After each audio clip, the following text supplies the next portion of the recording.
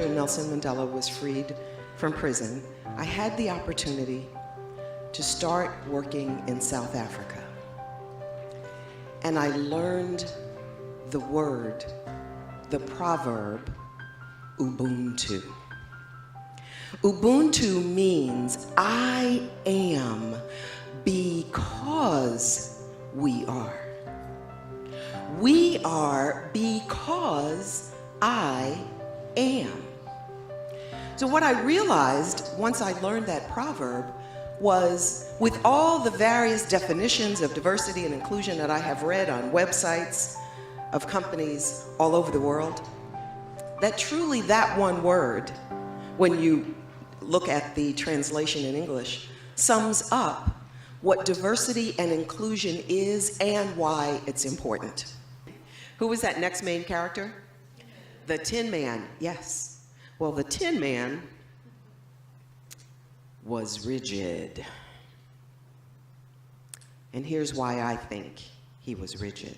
You see, the Tin Man was tall, and he had all these munchkins running around. And the Tin Man also had a brain. It's just possible that that Tin Man thought he was better than the munchkins.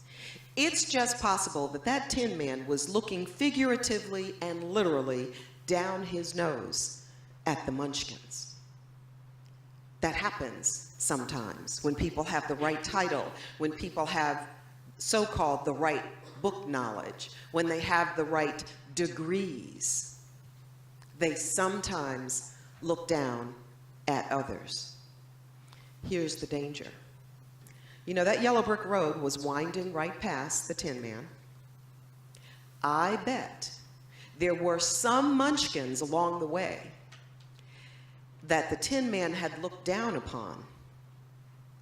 Those munchkins over time saw that tin can that had the oil in it, knew that the Tin Man needed that oil, but they passed him by. Do human beings do that? You bet they do. When you treat people without respect and without dignity, when they get the opportunity to help you, they may pass you by. So realize that each one of us has a story. Each one of us has an experience that's different than yours. Be willing to learn that experience. Lenora Billings-Harris makes exploring the sensitive and complex topic of diversity, inclusion, and unconscious bias a thought-provoking, yet fun and non-judgmental experience. Whether through keynotes, workshops, consulting, or coaching, Lenora Billings-Harris partners with clients to help them leverage diversity in order to increase employee engagement, customer satisfaction, leadership effectiveness, and bottom-line results. Lenora is a recognized authority. She's an author, and she was included as one of the 100 global thought leaders on diversity and inclusion by the Society of Human Resource Management.